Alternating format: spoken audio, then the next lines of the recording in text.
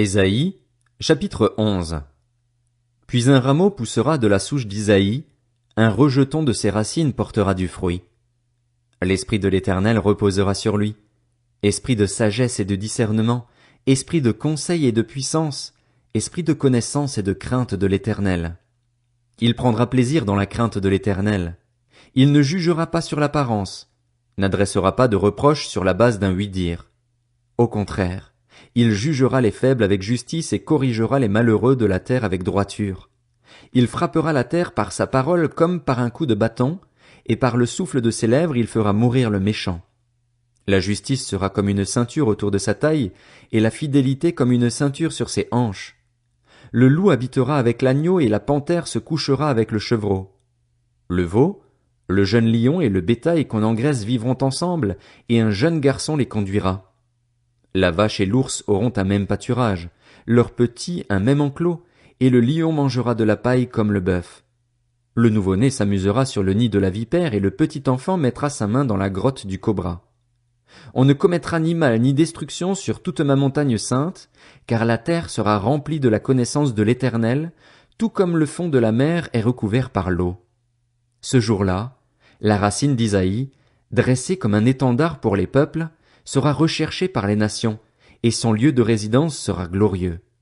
Ce jour-là, le Seigneur interviendra de nouveau pour racheter le reste de son peuple, ceux qui seront restés en Assyrie et en Égypte, à Patros et en Éthiopie, à Élam, à Shinéar, à Hamath et dans les îles de la mer. Il dressera un étendard pour les nations, il rassemblera les exilés d'Israël et réunira les dispersés de Juda des quatre coins de la terre. La jalousie d'Éphraïm disparaîtra et ses adversaires en Juda seront éliminés. Éphraïm ne sera plus jaloux de Juda et Juda ne sera plus l'adversaire d'Éphraïm. Au contraire, ils fondront sur l'épaule des Philistins à l'ouest, ils pilleront ensemble les nomades de l'est. Ils auront la main mise sur Édom et Moab et les Ammonites leur seront soumis. L'Éternel fendra le golfe de la mer d'Égypte et menacera l'Euphrate en soufflant avec force. Il le partagera en 7 canaux et l'on pourra y marcher en sandales.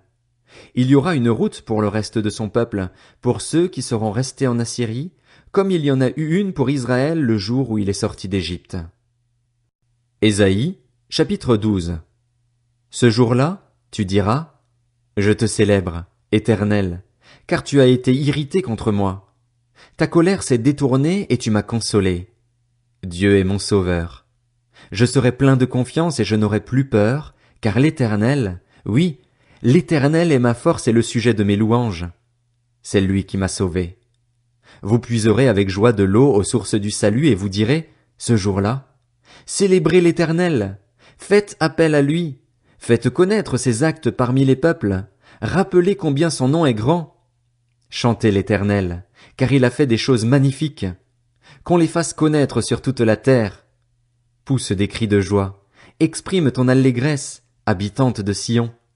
En effet, il est grand au milieu de toi, le Saint d'Israël. Ésaïe, chapitre 13. Message sur Babylone dont Ésaïe, fils d'Amoz, a eu la vision.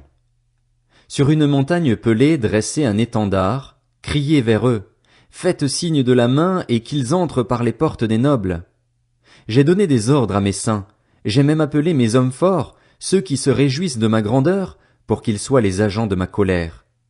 On entend un bruit sur les montagnes, un bruit pareil à celui d'un peuple nombreux, on entend le tapage de royaumes, de nations rassemblées.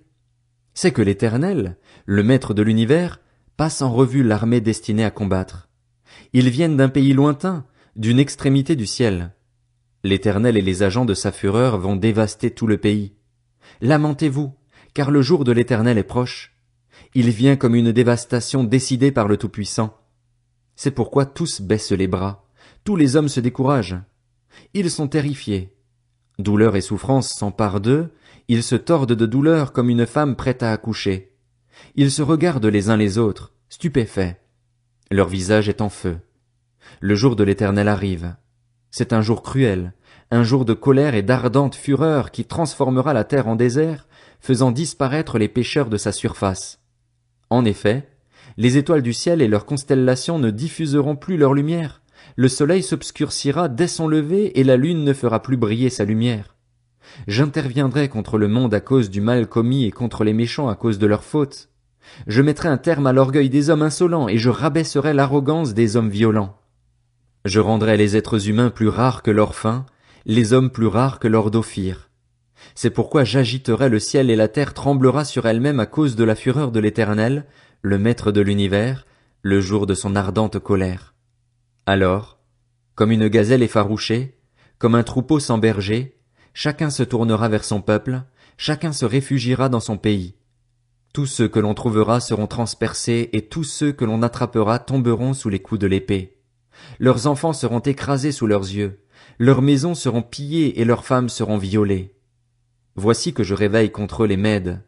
Ils ne s'intéressent pas à l'argent et ne désirent pas l'or. De leurs arcs ils abattront les jeunes garçons. Ils n'auront aucune compassion pour les nouveau-nés. Leur regard sera sans pitié pour les enfants.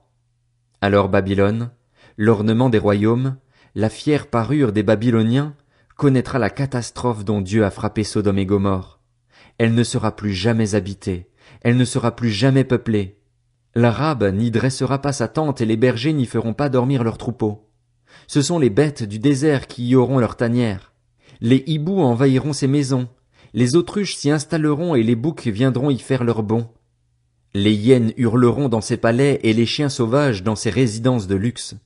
Le moment fixé pour elle est bientôt là et son existence ne sera pas prolongée.